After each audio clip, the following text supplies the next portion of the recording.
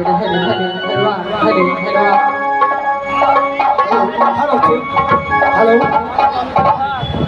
मीना बेहुदा तो मेरा आवाज सुनता है कि नहीं? सुनता है मारा जा रहे हैं, थोड़ा बहू को सेवा करते हैं। बेहुदा तुम अपने पत्नी को सेवा करता है।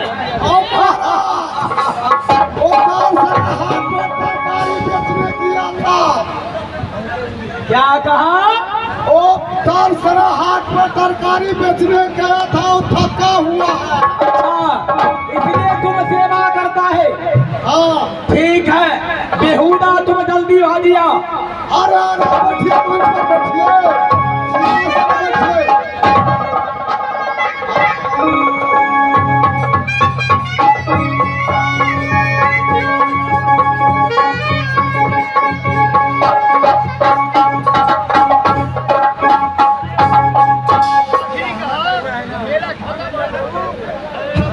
आज उसर खेत भग चमके के द्वारे आहे आहा सब कते जोर से जयकार लगाओ से जो चमके तो चमके तो रहते, बुझलिए? मारो के लिए फिर पानी बरसा दो। अरे बोले दुर्गा मैया की। हाथ में चुलचुली तोरा सब भगल हाथ उठावा रहा नहीं खा तोरी तोरी। मां जगदम्बा की भारती भारती नगर बस्ती की नगर बाबू की।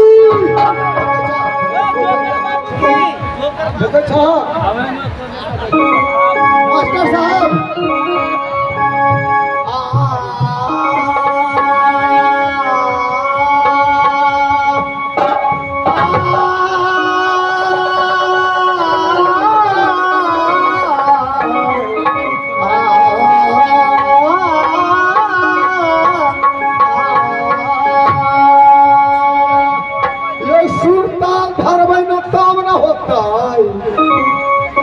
तो चिंता से चमार घटे, अरे दुख से घटा तुषार। तो चिंता से चमार घटे, अरे दुख से घटा तुषार। अरे पाप से पासी घटे तो कह गया तुम।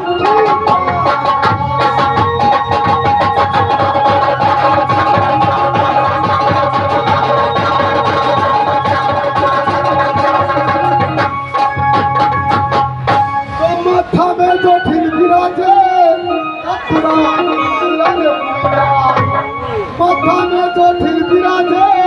कपड़ा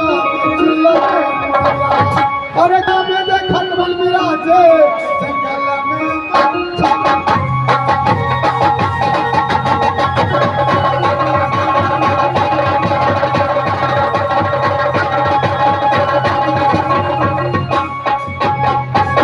जंगल में तो मच्छर बिराजे गाछ पर बंदर मैया। जंगल में तो मच्छर बिराजे गाछ पर बंदर मैया। अरे पानी में जे भौरा बिराजे बिले में ककड़ा।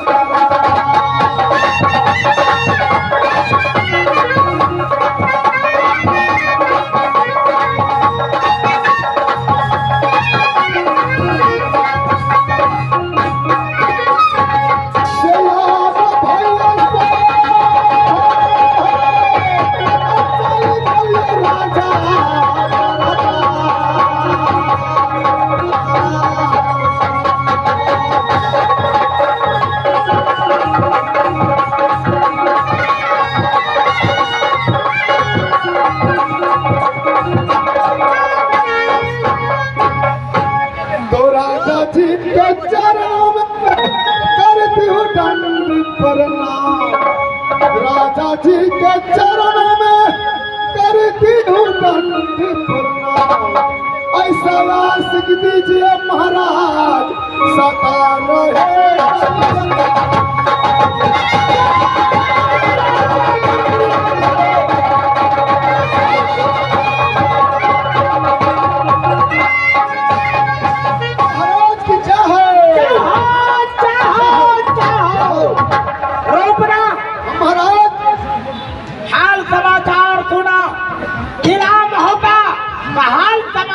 कैसा है महाराज? मोहब्बत का बहुत हाल समाचार बढ़िया महाराज। अर्धा प्रजा का कुशल सुना। बहुत अच्छा, अर्धा प्रजा भी ठीक है महाराज। ठीक है रूपना, ये तो पहले बता तुम इतना कल कहाँ समय बिता दिया? समय बिता दिया महाराज, मेला का टाइम है, बड़ा मेला में चल गया देखने के लिए बाल बच्चा को लेकर के।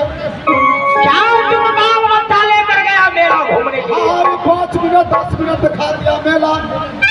अच्छा ठीक है रूपना, लेकिन बार बार तुम जो है ड्यूटी तो बर्खास्त रहता है। बेटा बराबर रहता है ड्यूटी पर महाराज।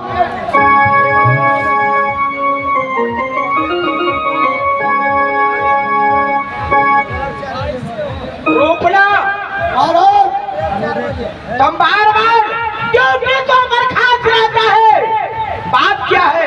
क्या बात है महाराज? ड्यूटी पर रहता तो कहाँ रहते हैं? ये रे मार मिटा देंगे खिला मोहब्बत, मार रे मिटा नार देंगे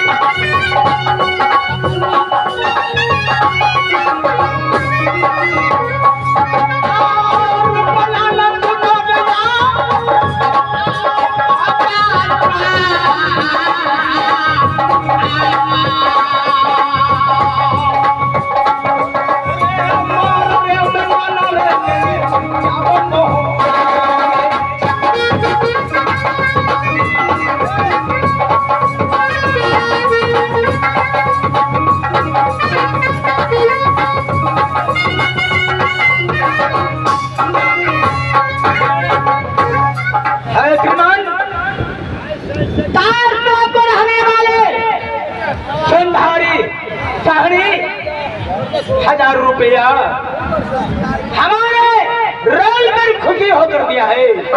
बेटा जिएगा क्या भाई,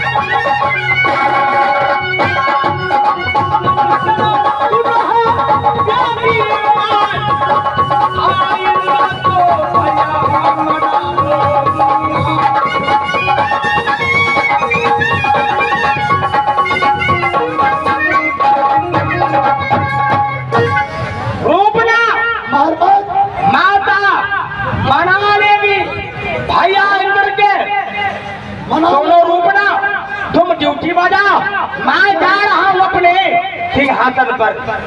जय महाराज हम कुर्सी बजा दें। चल तारे डाकू रे आब